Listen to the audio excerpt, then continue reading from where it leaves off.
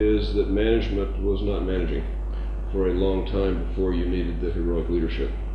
So that one of my objectives is to eliminate the need for heroic leadership. But these are organizations, by the way, I know a little bit about one of them, that have had long-term problems that have not been addressed, and so now they need heroic measures.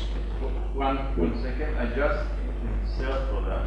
My personal experience in the Israeli history, that always heroism, Salashi, is going with stupidity. So the more you have heroism medal, you understand that the system was not functioning. Okay? So that historical experience in this way. So, look, in some circumstances, and maybe that's where some of these organizations are, you have delayed managing for so long that some, quote, leader has to come along and save the situation. And if that's the case, well, okay, I'm not look at your financials, but don't call that lean. Call that basically a failure to manage over a long period of time. I'll just give an example from one of the books I did. My old friend Art Byrne took on a company that had been undermanaged for a very long time, got there, looked at the financials, and realized the company was going bankrupt very quickly. And so said to the people, here's the deal, we will never ever need but 2/3 of it. This company cannot survive. And so therefore I'm going to give you the money left in the till as a severance. But this is not lean. This is a emergency desperation thing to save the company. And once we've done that, with the number of people that this company can support, well then we will try to manage in a different way. Okay, so that's terrible, all right? It's horrible. But if that really is the choice, well, you really have to do something. But by the way, instead of getting rid of all those people, you could have adjusted compensation so that everybody has a job, but everybody gets paid a lot less. Whatever, as a community, your organization's willing to do. So, therefore, if you're going to do short-term crisis actions that have nothing to do with making your processes more effective, call it what you like, don't call it lean. But wait a minute, do you want to call anything lean? And by the way, this gets me back to the resistance thing. That what your people have been conditioned for is to expect at a periodic rate new programs. New boss, new program, new initiative. And what they have learned in life is that if they simply keep their heads down, it will pass. Okay, they have learned this. And in most companies there is overwhelming evidence that if you go to the meetings and stare at the floor, wear the t-shirt, pretty soon it will be on. So of course they resist, because some of the things being requested seem to be at their detriment, and there is no effort to make them whole. And they know these things pass. Most programs fail. Right? My Toyota friends who've had a few downs recently after a long period of ups, but they never called their lean stuff a program. They never called it lean. They simply said, this is our management system. This is how we manage. And by the way, that is my strongest advice to you. This is about how people work together. It's about how you manage. It's not about Six Sigma or lean or whatever. Okay, and there's some tools in there that are useful. But unless you want to change the way you as a human community work together and managers manage, there's no prospect really you're going to get much benefit anyway. So I, in fact, sometimes go so far as to say, no programs. Okay, spirit, okay, but at least didn't call it lean. But seriously, what you're saying as managers is we're going to change our behavior and you need to change your behavior. We're going to learn how to, together, look horizontally. And we're not going to throw our silos away, but we're going to try to make the the metrics for these silos consistent with doing the right thing for the customer, for the whole organization. That's our new way of managing. The big managers, instead of giving answers, are going to ask questions.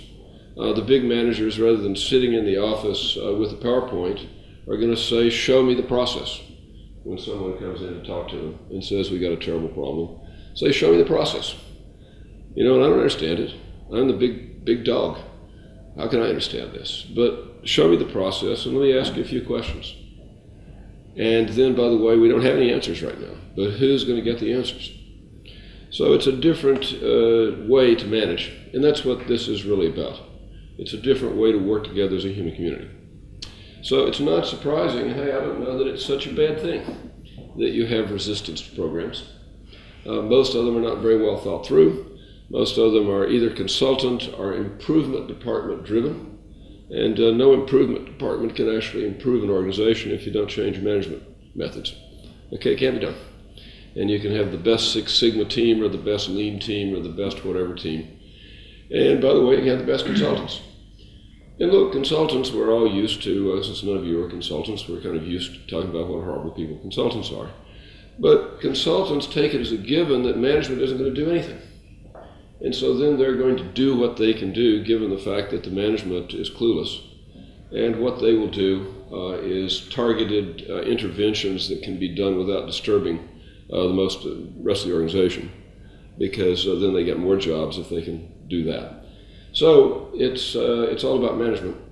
Resistance is often appropriate when you're setting off on a campaign in which the managers say, we're not going to change how we do anything, but you, dear direct workers, are going to change, or we are going to change everything about the way you do your work. We didn't ask, we're just going to tell you. Well, actually, we're going to have some quick Kaizen. Anybody got any ideas? Well, nobody really had any ideas. So here's what we're going to do. So that's the problem. And why the improvement industry, if you look at it as an industry, I think creates very little value. It's sort of shocking. And you just had a nice blog. I don't know that Paul's blog is great fun.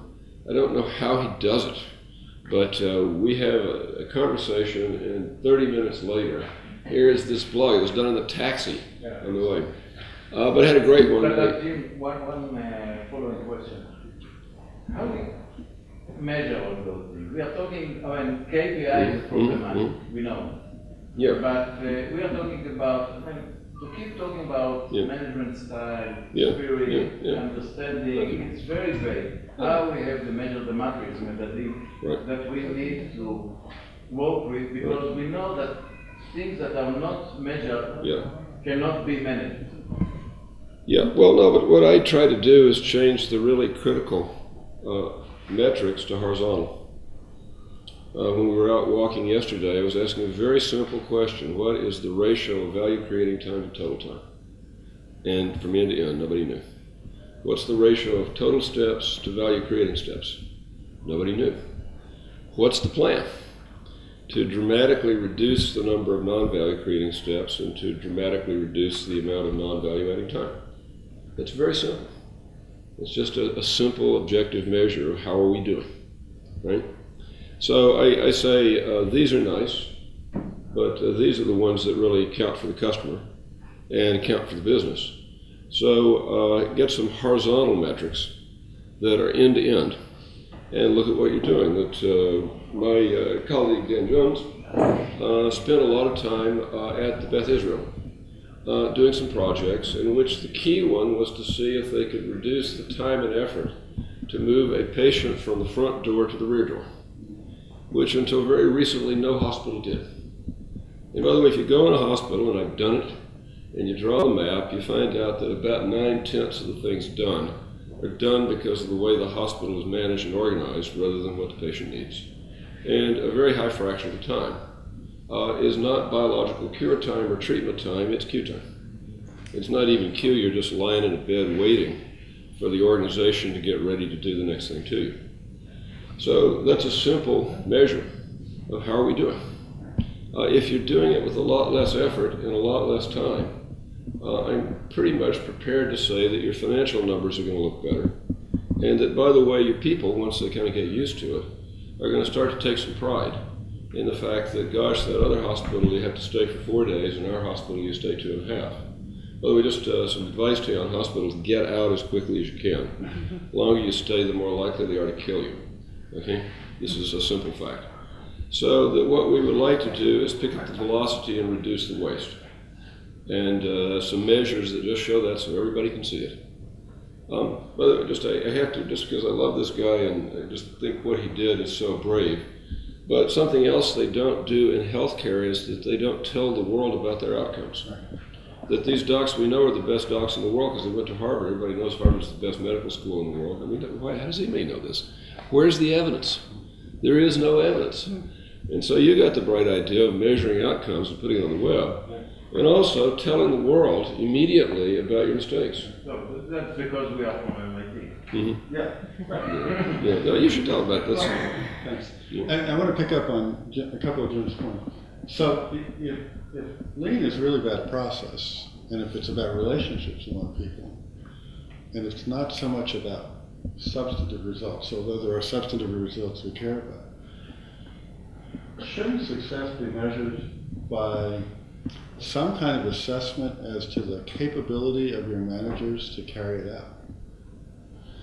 So one thing we did was we actually did surveys of our staff about how they felt about their managers, with questions that were appropriate to the overall culture. You know, is your manager open to your suggestions?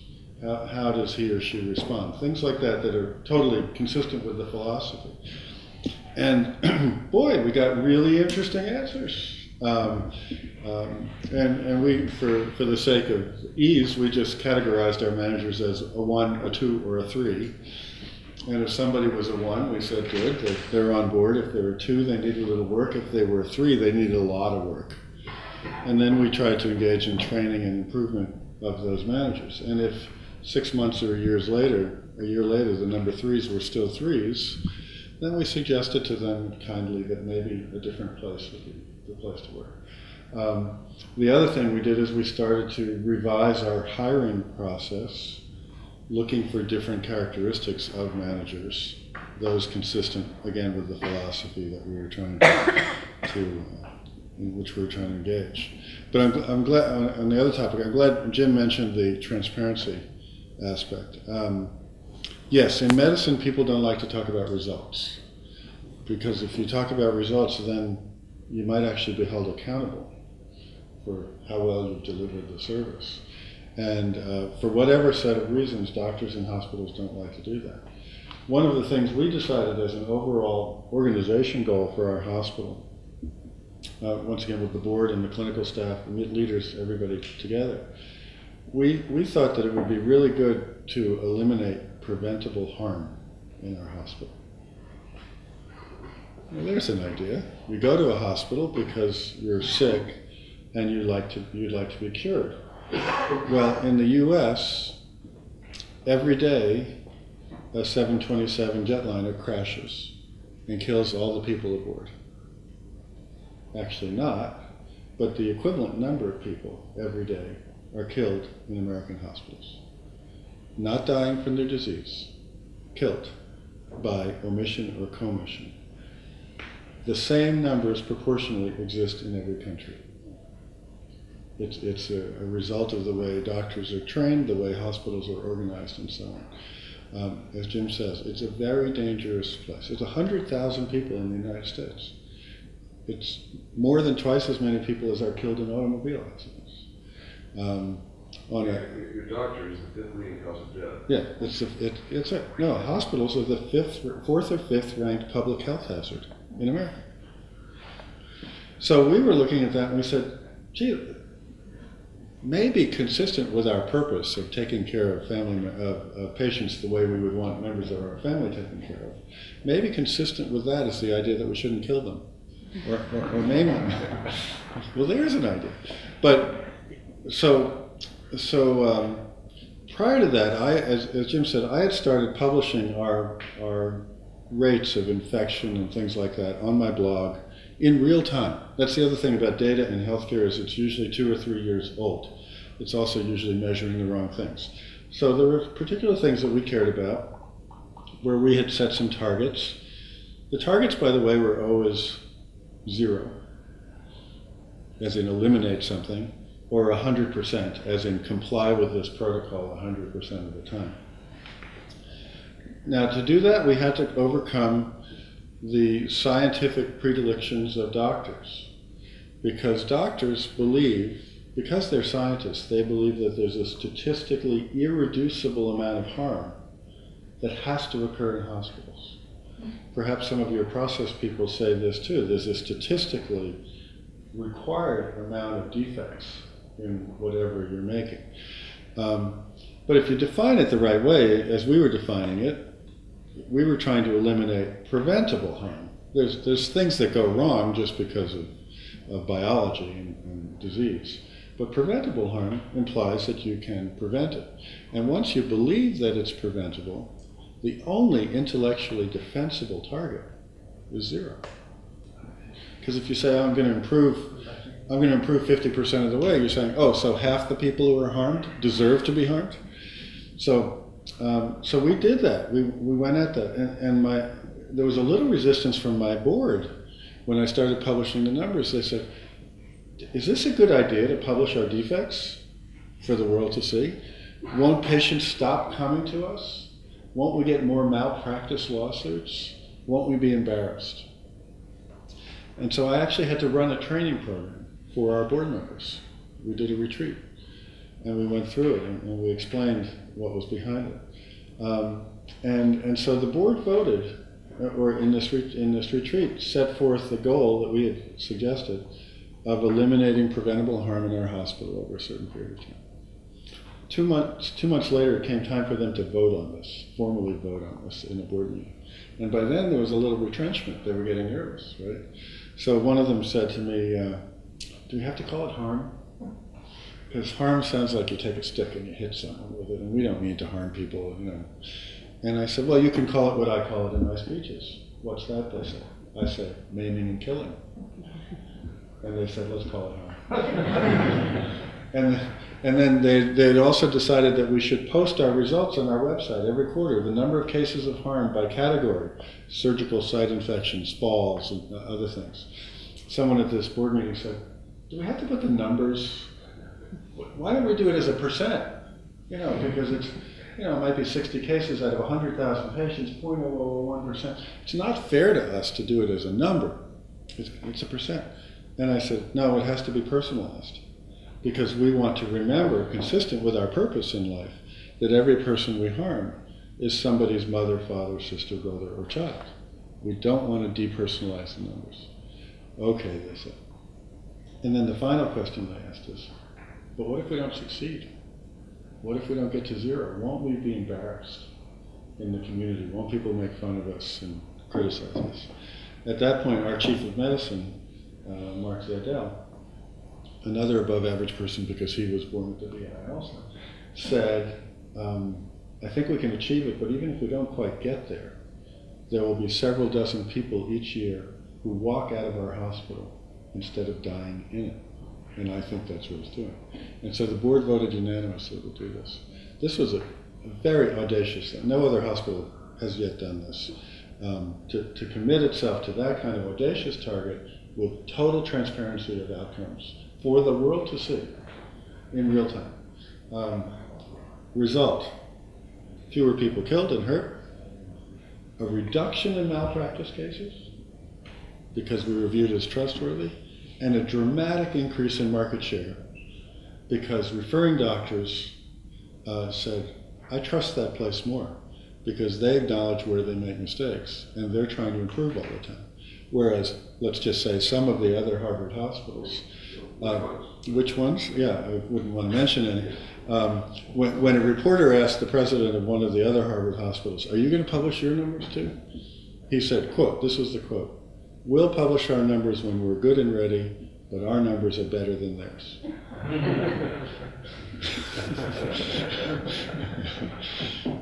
So I think the transparency thing is very, in Lean you've got visual cues, right? That's part of it. But there are some companies, I forget the name, there's one big cloud computing company, I forget what it's called, that actually publishes its metrics for the world to see in real time. So when they're having a problem, I forget the name of it, they let everybody know. And they've garnered tremendous market share because their customers said, well, they're on our side. They're trying to give good service, and they acknowledge when they're not. They don't try to hide it. I think transparency is incredibly powerful, incredibly powerful. Right. Wow, this is very impressive, and I would like to take more questions before we close. If anybody would like to follow up. If not, what we would like to have now? Now it's 12, and we have half an hour just talking together and in person, meeting with Paul and Jean. There are some books that we need to bring over. And Paul, yes, I have to promote. Paul, by the way, is a leader, and can you say about your book? Thank you for asking. No, we brought. I don't have enough for everybody, but it's available on Amazon. Of course. By the way, just before I introduce, we have.